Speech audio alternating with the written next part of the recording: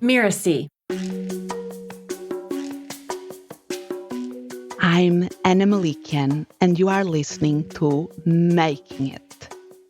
I'm the host of the Mindset Zone podcast, and I love to help people upgrade their psychological operating system so they can expand what's possible for them, for the ones around them, and for the world.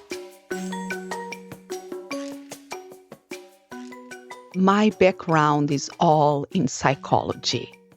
I decided to study psychology as my major, and from there I went to do a master's degree, PhD, all in psychology. I was fascinated about studying human behavior because for me, people were the more interesting puzzle that I was trying to understand. I had an entrepreneurial kind of spirit in the sense that I was always trying to organize events and organizing things that will help students and people and trainees in a more effective way. But honestly, at the time, I didn't saw myself as an entrepreneur. I'm originally from Portugal, and I moved here to the United States to reinvent myself professionally.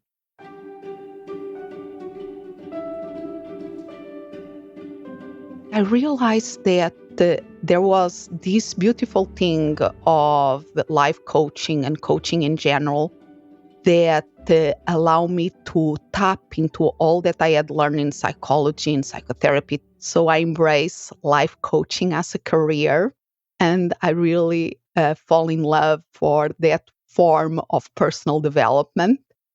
Now that I'm licensed as a life coach, how do I get clients online? Because at that time in my life, one of my goals was working from home.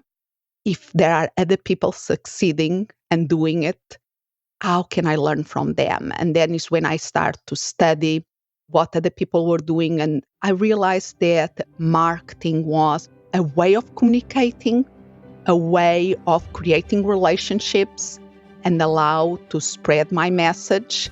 I fall in love with marketing.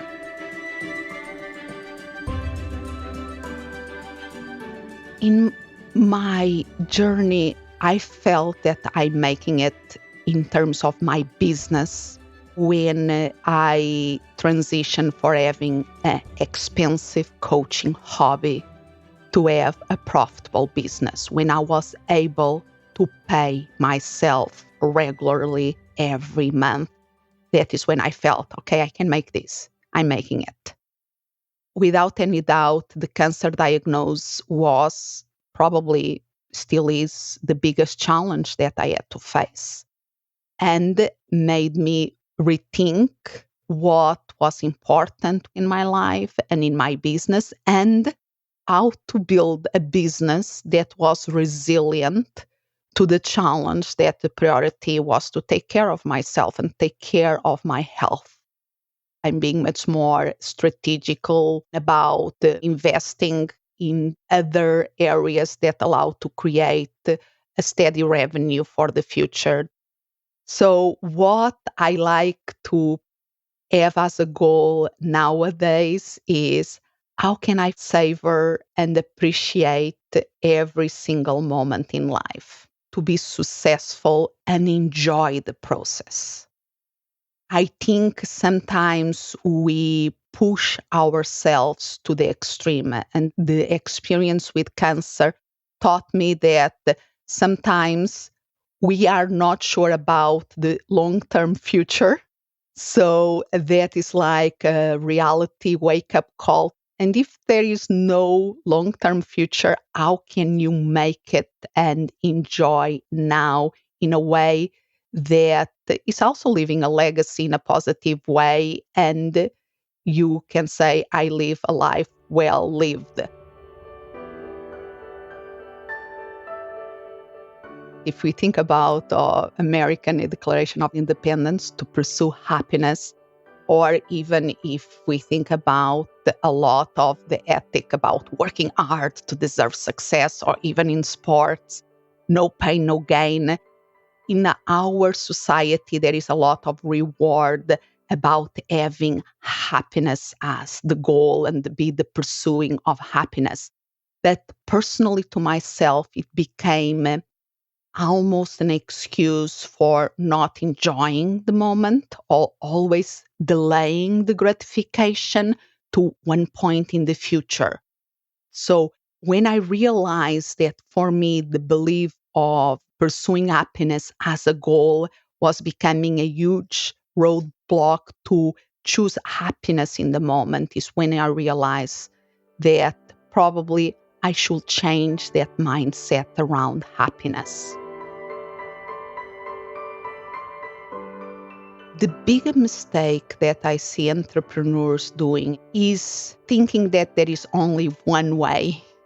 There are many different paths to success. And when we see other people that arrive to a certain point in their business, we think, oh, we have to repeat what they did. We can learn from them without any doubt. But maybe their path is not our path. You will have a unique path for success, your way of making it, and you can learn from other people too. When you get the right balance between these two energies, then you are able to really making it in the business world. I love reframing failure as an opportunity of learning. I think we sometimes have the tendency of seeing success and failure as like a fork in the road. Like we can choose the road to success or the road that will take us to failure.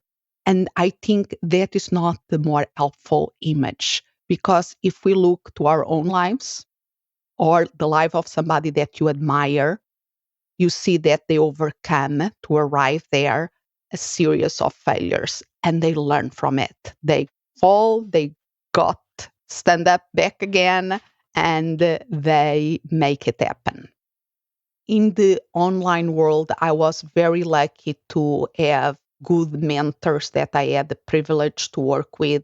And I invite you to look around and find, if you find people that inspire you, try to reach out to them. Try to see how you can collaborate or support them or helping them in any way. And not all of them are going to answer, but you will find that some of them are going to appreciate what you are doing and maybe even become a mentor that can help you to take whatever you are doing to the next level. One message that I want to leave to you is, please be gentle with yourself. Any journey will have ups and downs, and we have to learn. If we fall, okay, let's respect that. Let's be gentle with ourselves. Ask for help, and you can succeed in a big way. I'm Melikian, and you have been listening to Making It. You can find me at mindset.zone. Yes, instead of .com, it's .zone. Making It is part of the Mirasee FM podcast network, which also includes such shows as Course Lab and Once Upon a Business.